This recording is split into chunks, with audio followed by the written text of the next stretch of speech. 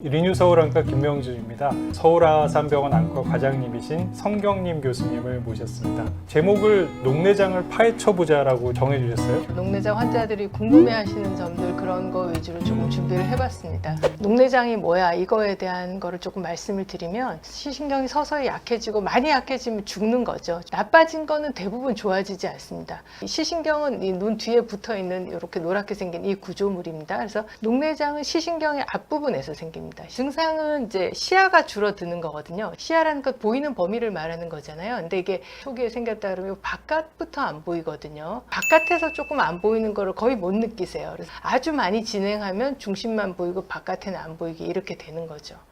그래서 사실 굉장히 조기 발견하기가 어려운 또 그런 병이라고 할 수 있겠습니다. 마치 터널 안에서 이렇게 바깥을 보듯이 주변 시야는 없고 우리가 보려는 데만 보기 때문에 생활에 좀 지장을 많이 초래하는 그런 병이 될 수 있습니다. 많이 진행했을 경우에요. 그렇죠. 그럼 왜 생기냐? 그 원인을 하는데 눈 안에서 누르는 압력 때문에 시신경이 눌려서 죽는 것을 지금 이해를 하고 있습니다. 시신경의 앞쪽이 이렇게 보입니다. 이렇게 보이는데 이 안에 사상판이라고 해서 그 시신경을 받쳐주는 그런 구조가 있거든요. 근데 이 구조가 취약하신 분들은 낮은 안압에도 이게 뒤로 눌리면서 그 노란 시신경 가닥들이 이제 낑겨서 죽는 거죠. 안압과 시신경의 대결이다. 그렇죠? 안압은 누르려고 하고 시신경은 버티려고 하는데 예를 들어 신경이 종이 같으면 살짝만 눌러도 안압이 정상이어도 신경이 약해질 수가 있고 신경이 뭐 철판 같으면 그 세게 눌러도 크게 손상을 받지 않을 수가 있죠. 그래서 이제 안압과 시신경의 대결 같은 구조다. 그렇게 이해를 하시면 조금 더 이해가 편하실 것 같아요. 근데 나는 안압이 정상인데 왜?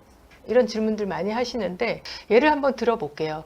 두 환자인데 같은 안압이 15였는데 검게 보이는 데가 시야가 안 보이는 부분이거든요. 3년 뒤에 보니까 3년이 지나도 똑같으세요. 근데 이분은 이렇게 검게 보이는 데가 별로 없이 시작을 했는데 1년 지나도 이렇게 됐다는 거죠. 같은 안압에서도. 이를테면 15라는 안압이 어떤 사람한테는 해가 돼서 녹내장이 그렇죠. 네. 진행이 되는 그런 높은 안압일 수도 있고 어떤 분한테는 녹내장 진행에 영향이 없는 그냥 적정한 안압일 수도 적정한 있다. 안압일 수도 있고 그 안압이 상당히 상대적이라는 것을 이해를 할 수가 있죠. 그 안에 몇 가지 종류가 있습니다. 그래서 나누는 기준이 개방각, 폐쇄각 이렇게 부르기도 하고 광우각, 협우각 이렇게 부르기도 하는데 이게 각막, 그 뒤에 홍채가 있고요. 수정체가 있습니다. 그러면은 여기서 방수라고 해서 눈 안에 구성하는 물이 만들어집니다. 이렇게 물이 만들어져서 물은 이 바깥으로 해서 이렇게 나와서 이 빨간 점이 있는 부분이 섬유주라는 데인데 이쪽으로 빠져나가요. 이렇게 순환이 됩니다. 그러면서 이제 눈에 여러 가지 영양 공급도 하고 이렇게 하는 건데 폐쇄각, 협우각, 녹내장 조금 특이한 거라서 약간 말씀을 드리면 이 홍채와 각막이 이렇게 붙어버리는 것입니다. 이렇게 가까이 가서 섬유주가 폐쇄가 되는 거죠. 막히는 거죠. 그러면은 물이 빠져나가는 구조가 막히게 된 거죠. 통로가 물은 만들어지는데 빠져나가지가 않으니까 안압이 갑자기 많이 오르게 되고 그래서 이건 약간 특수한 녹내장으로 이해를 하고 있는데 만약에 저런 상태가 갑자기 생기면은 급성 녹내장이 생길 수 있는 거죠. 그런 상황에서는 빨리 수술을 하거나 뭐 안압을 낮추거나 그래야 되고 두통이 있고 토하다 보니까 신경과에서 진찰을 하다가 결국 눈이 문제였구나 이렇게 결론이 나서 안과에서 치료하는 경우들도 종종 있었던 것 같아요. 어떤 의사는 녹내장이다 아니다, 어떤 의사는 약을 넣자 넣지 말자, 어떤 의사는 수술하자, 어떤 사람은 하지 말아라 이렇게 얘기를 한다는 거죠. 시신경도 사람들마다 모양이 다 다른 거죠. 사실 녹내장 자체가 시신경이 약해지는 병이거든요. 근데 약하다는 걸 우리가 어디서부터 약하다고 해야 될지 참 애매모호해요. 우리가 이제 정상 비정상을 결국 구분하는 건 통계에 의존할 수밖에 없어요. 의사의 경험, 동료 의사들과의 또 같이 공유하는 부분들, 또 환자의 개개인 특성까지 고려를 해서 진단하기 때문에 의사들마다 얘기가 다를 수 있다는 말씀을 드리는 거죠. 요새는 조금 좋은 장비가 나왔죠. 시신경 단층 촬영이라 그래서 이 신경의 두께를 재서 조금 객관적인 수치화 시켜주기 때문에 환자의 상태를 약간은 이제 의사마다 다르지 않게 설명해 줄 수 있는 그런 장비이기도 하고요. OCT가 나옴으로써 사실 녹내장의 진단도 표준화되고 많이 표준화됐습니다. 그리고 뭐 치아 검사에서 이상이 발견되기 전에 어떤 구조적인 이상을 발견할 수 있게 돼서 조기 진단에 많은 도움을 주는 장비고 녹내장이라는 학문이 이제 갑자기 많이 발전을 하게 된 거죠. 안압이 높으면 빨리 나빠지고 신경이 약하면 빨리 나빠질 가능성이 있으니까 해야 될 거는 치료를 통해서 안압은 낮출 수가 있는데 네. 아직 불행히도 시신경을 튼튼하게 하는 치료는 없거든요. 그러니까 네. 치료는 안압 낮추는 것밖에 없어요. 지금으로서는 조금 애매하긴 합니다만 나빠지지 않을 정도로 낮춰야 됩니다. 사람들마다 적정한 안압이 따로 있다고 말씀드렸고 본인 시신경에 적합한 안압, 적합한 안압을 계속 유지해야지 시신경을 계속 유지를 유지를 할 할 수 수 있다. 있다. 그렇게 그런 보죠. 개념이 되겠네요. 그렇죠. 예, 나빠지지 않는 걸 확인하는 게 치료에 있어서 아주 중요한 포인트라고 할 수 있겠습니다.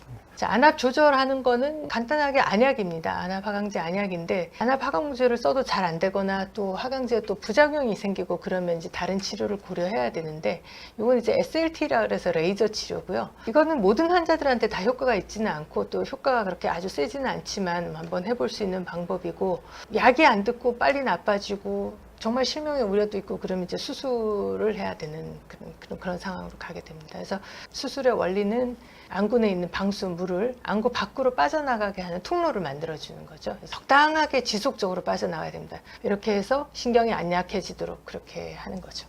그냥 물기를 만들어줄 수도 있고 관을 꼽아서 물을 빼줄 수도 있는데 원리는 다 같습니다. 눈 안에 있는 물을 빼서 눈의 안압을 낮추는 이제 그런 수술을 하게 됩니다.